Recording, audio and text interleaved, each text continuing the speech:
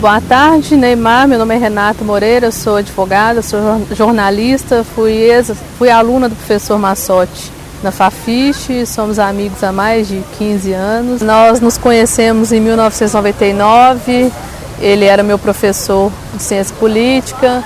Esse livro é uma síntese de muitos assuntos que a gente tratava na época, de discussões, Canudos, muito interessante a reflexão que ele faz sobre o movimento de Canudos. Essa visão que poucas pessoas tiveram oportunidade, porque você foi para a Itália na época da efervescência política, né?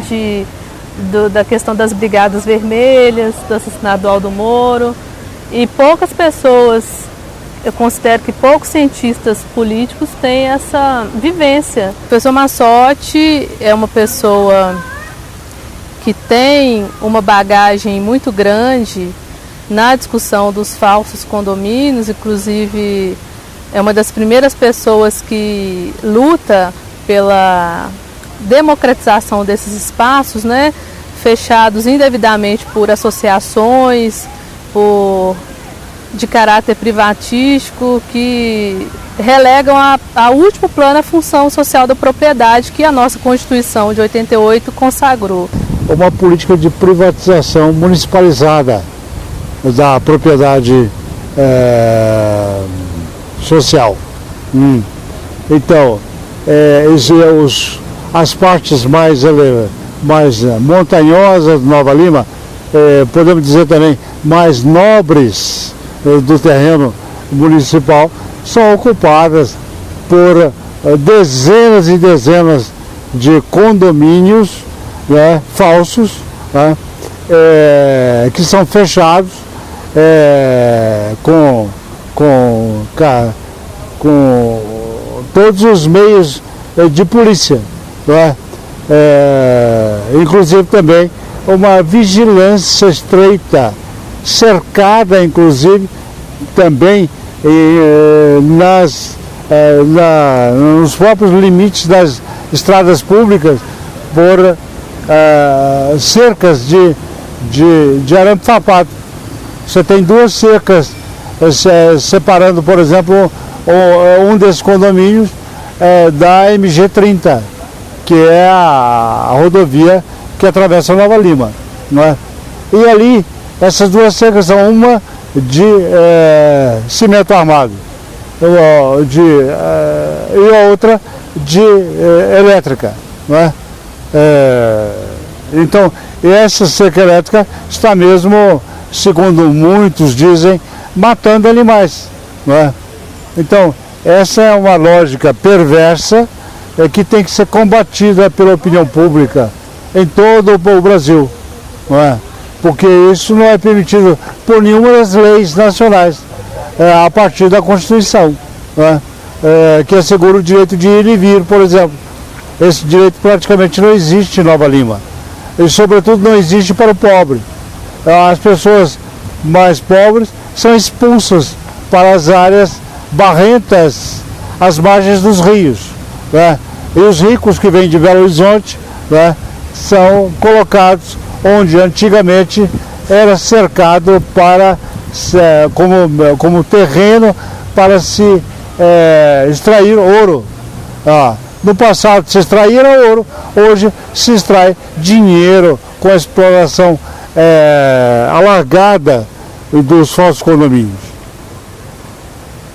Enfim, nós estivemos na Assembleia em junho, né? Foi junho de 2014, uma audiência pública, em que o professor Massotti, dentre outras questões, procurou aquela Casa Legislativa mais uma vez para tentar colocar em pauta essa importante discussão, tanto para Minas Gerais quanto para o Brasil. E nessa oportunidade nós apresentamos um pequeno texto, uma síntese bem singela sobre o problema, e que retrata que Nova Lima, na verdade, ela sempre foi marcada por um ciclo de exploração. E nós vemos aí, na época da mineração, foi uma das grandes provedoras, né, do esquema de mineração, principalmente de ouro, 1800, século XIX, o início de 1900. Ela foi marcada por essa exploração predatória de recursos minerais, e o ciclo, com o esgotamento da mina Morro Velho, ela passa a explorar o minério de ferro, e o minério de ferro, logicamente, também houve uma escassez nessa produção. Por volta de 1960 houve um declínio grande desse tipo de exploração. Então a gente vê que quem mora em Nova Lima, né, os cidadãos de Nova Lima, que há 2, 3, 4 gerações que vivem naquela cidade, eles não têm direito à cidade, né? Primeiro, nós temos aí, no primeiro momento, uma questão da exploração do ouro, do minério, e atualmente nós temos a exploração pelos falsos condomínios. O que aconteceu em Nova Lima? Ela tem uma concentração de terras, de terrenos, principalmente nas mãos dessas grandes mineradoras. E então não há notícias, nem, né, pelo que nós estamos percebendo nessa militância, uma vontade política de regularizar a questão fundiária do município. Os falsos condomínios criados principalmente a partir da década de 90, eles atraem para si um público classe A, classe B, das regiões mais abastadas de Belo Horizonte, já que Belo Horizonte, com o eixo Belvedere, ela estagnou o crescimento, então ela tem que procurar novos horizontes, novos mercados, né? E a gente vê o movimento aí, principalmente, né, nessa última década, de aproximação das incorporadoras imobiliárias e desses terrenos, dessas mineradoras, né? Já que houve um esgotamento dos recursos, eles passam a se aliar a essas grandes incorporadoras imobiliárias, criando condomínios de luxo, shoppings, escolas de luxo, enfim, todo um mercado imobiliário voltado para essas classes dominantes, né?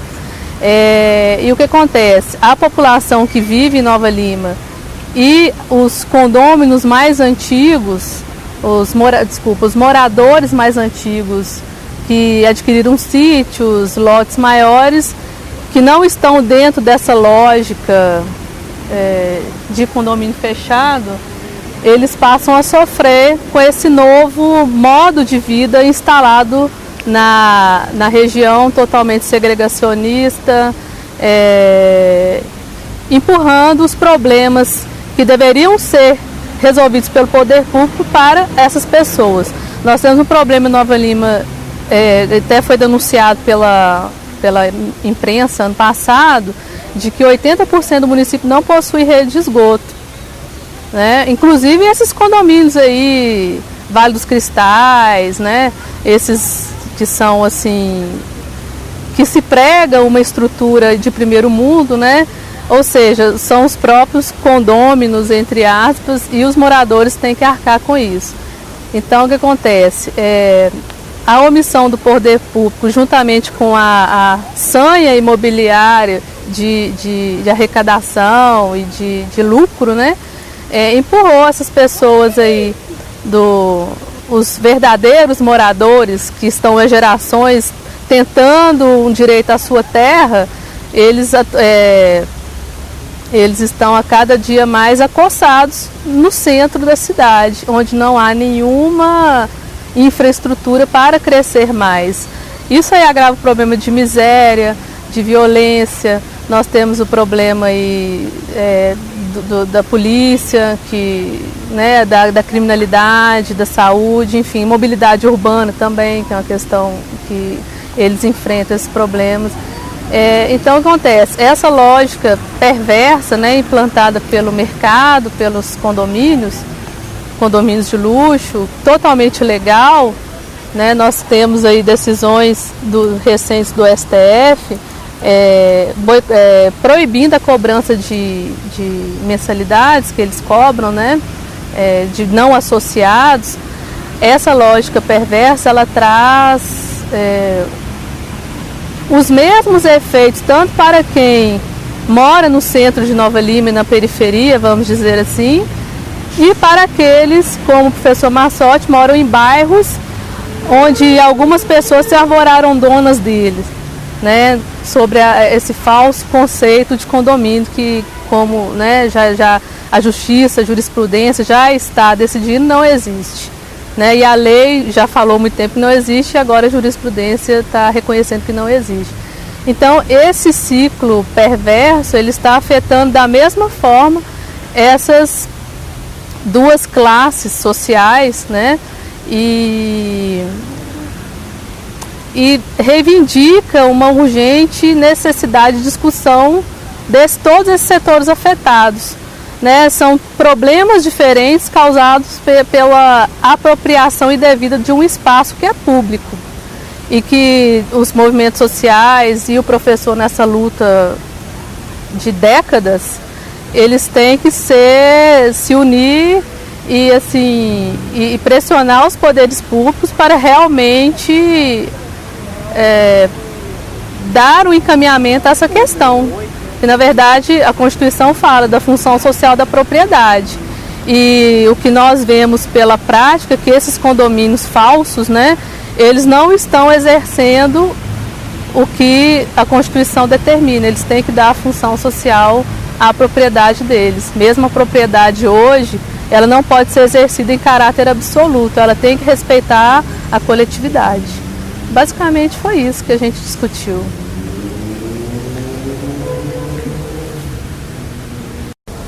Com relação ao vídeo, vamos interromper um minutinho aqui.